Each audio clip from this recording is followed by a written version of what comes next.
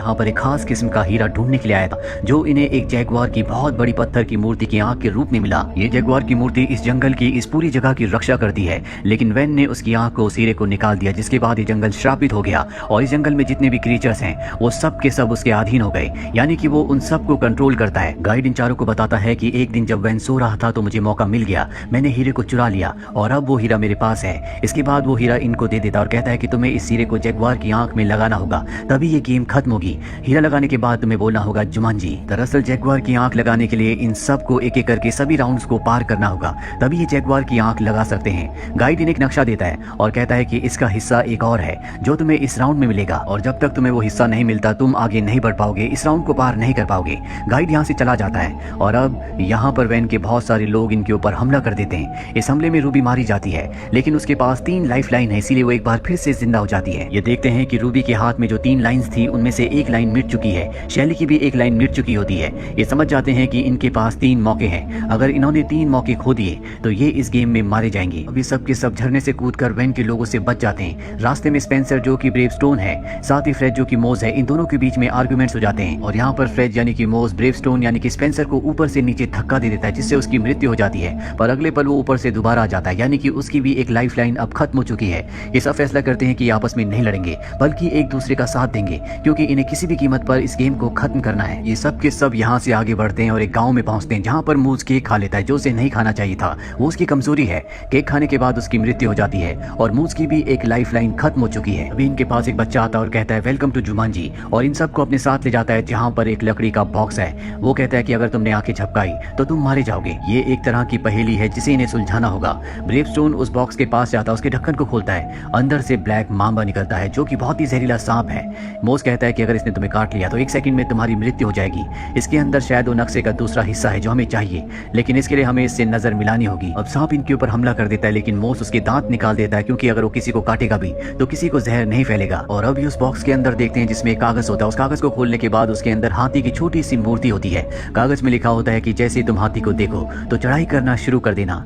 ये समझ जाते हैं कि नक्शे का दूसरा हिस्सा ये नहीं है, इन्हें अभी भी उसे तलाश करना होगा। अब जब ये बाहर आते हैं तो वैन के लोग इनके ऊपर हमला कर देते हैं। वैन भी यहाँ पर आ जाता है, पर इससे पहले कि इन सबको पकड़कर यहाँ से ले जाया जाता है, यहाँ पर एक आदमी आता है जो इन सबको निकालकर एक खुफिया रास्ते से इस जगह से ले जाता है। जल्दी इन्हें पता चल जाता है कि ये और कोई नहीं बल्कि एलेक्स है, जो आज से 21 साल पहले इस गेम के अंदर सबसे पहले आया था। उसकी 2 लाइफ लाइन पहले ही खत्म हो चुकी है और अब उसके पास सिर्फ 1 लाइफ लाइन है। अगर वो मारा गया तो सच में मारा जाएगा। इन चारों को ये भी पता चलता है कि नक्शे का जो दूसरा हिस्सा था वो कोई कागज का टुकड़ा नहीं बल्कि एलेक्स था, जो कि अब इन्हें मिल चुका है। ये एलेक्स को विश्वास दिलाते हैं कि ये सब उसे मिलकर बचाएंगे और इस गेम को खत्म करेंगे ताकि सब के सब अपने घर वापस पहुंच जाएं। लेकिन इस घाटी को पार करने के लिए इन्हें एक गाड़ी चाहिए। गाड़ी जहां पर होती है वहां पर बहुत सारे गार्ड्स भी हैं। इन्हें सबसे पहले उनका ध्यान भटकाकर गाड़ी को हासिल करना होगा। अब इनके साथ जो रूबी होती है वो गार्ड्स का ध्यान भटकाने के लिए जाती है और पीछे से सब के सब उस जगह पहुंच जाते हैं जहां पर गाड़ियां हैं। यहाँ पर हेलीकॉप्टर भी है। ये इस जगह से निकलने के लिए हेलीकॉप्टर चूज करते हैं। रूबी भी अपनी डांसिंग स्किल के साथ साथ फाइटिंग स्किल को भी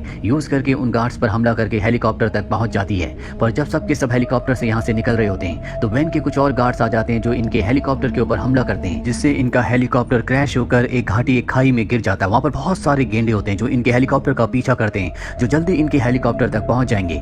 एक गेंडा अपने सींग से इनके हेलीकॉप्टर के ऊपर हमला करता है, जिससे हेलीकॉप्टर का जो ब्लेड होता है वो अपनी जगह से हट जाता है। अभी जाकर भी ऊपर नहीं जा सकते। ब्रेवस्टोन को जब पता चलता है तो वो ऊपर जाकर उस ब्लेड को फिक्स करता है, जिसके बाद इनका हेलीकॉप्टर ऊपर की तरफ उड़ना शुरू हो जाता है। मौत से यहाँ पर एक गलती हो जाती है। उसके बैग में जो हीरा है, जो कि जैगुआर की आंख है, वो वहीं घाटी में गिर जाता है, यानी कि इन्हें वापस जाकर उस हीरे को हासिल करना होगा। ये घाटी के ऊपर हेलीकॉप्टर को उस जगह लेकर आते हैं जहाँ पर हीरा होता है, लेकिन नीचे अब भी खतरनाक जानवर है, इसीलिए कोई नीचे नहीं जाना चाहता। ब्रेवस्टोन मोस को ऊपर से नीचे धक्का दे देता है, जिसके बाद जानवर उसका पीछा करना शुरू कर देते हैं। मोस अपनी जान बचाने के लिए भागता है और ब्रेवस्टोन को मौका मिल जाता है। वो नीचे जाकर हीरा उठाकर ऊपर ले आता है और मोस को गेंडे मार देते हैं, जिससे उसकी एक और लाइफ लाइन खत्म हो जाती है, यानी कि उसके पास अब एक ही लाइफ लाइन बची है।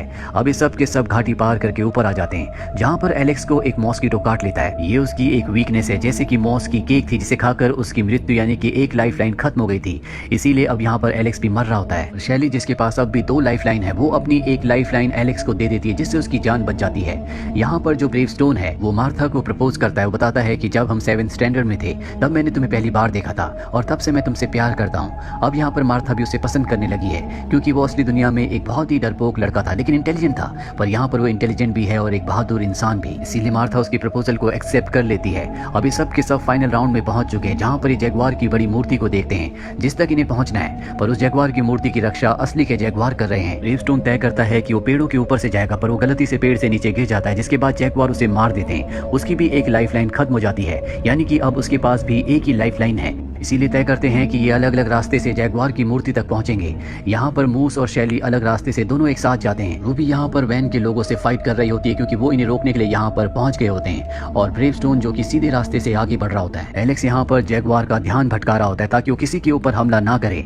अब यहाँ पर वैन भी आ चुका है जो शैली को पकड़ लेता है, लेकिन मूस को यहाँ पर एक हाथी दिखता है जिसके ऊपर बैठकर वो मूर्ति तक पहुंच जाता है। ब्रेवस्टोन देखता है कि वैन के एक आदमी ने रूबी को पकड़ लिया है, वो उसकी जान बचाता है और वैन के आदमी की बाइक लेकर उस जगह पहुंच जाता है जहाँ पर मूर्ति है। ब्रेवस्टोन देखता है कि वैन ने शैली को गन पॉइंट पर ले रखा है, और वो ब्रेवस्टोन से कहता है कि अगर तुमने मुझे हीरा यानी कि आंख नहीं दी तो मैं शैली को गोली मार दूंगा। ब्रेवस्टोन कहता है कि मेरे पास वो हीरा नहीं है, और तभी यहाँ पर एक बहुत बड़ा हाथी आता है जिसके ऊपर मॉस बैठा होता है। हाथी सभी जैगुआर को कुचलता हुआ मारता हुआ आगे बढ़ रहा होता है, और हाथी के ज्यादा हिलने डुलने की वजह से मॉस के हाथ से हीरा छटक कर ऊपर गिर जाता है। साथ ही यहाँ पर वैन की गन भी गिर जाती है। ब्रेवस्टोन को लाइन याद आती है जो हाथी वाली मूर्ति के साथ कागज में लिखी हुई थी कि जब भी हाथी को देखो तो ऊपर की तरफ जाओ, और अब ब्रेवस्टोन उस तरफ बढ़ने लगता है जहाँ पर उसे जैगुआर की आंख को लगाना है, यानी कि हीरे को फिक्स करना है। हालांकि बहुत मुश्किल होता है, लेकिन वो अपनी बाइक से अपनी जान पर खेलकर उस जगह तक पहुंच जाता है। वहीं दूसरी तरफ शैली को दिखाया जाता है जो अब जैगुआर की आंख तक यानी कि हीरे तक पहुंच जाती है, पर वैन वहां पर आकर अपनी शक्तियों से उसके चारों तरफ सांपों को इकट्ठा कर देता है। सांप उसकी कमजोरी है, यानी कि वो सांप से मर सकती है, लेकिन अब भी इसके पास 2 लाइफ होती है। इसीलिए शैली उस जगह पहुंचकर उस हीरे को उठा लेती है। सांप की वजह से उसकी मृत्यु हो जाती है,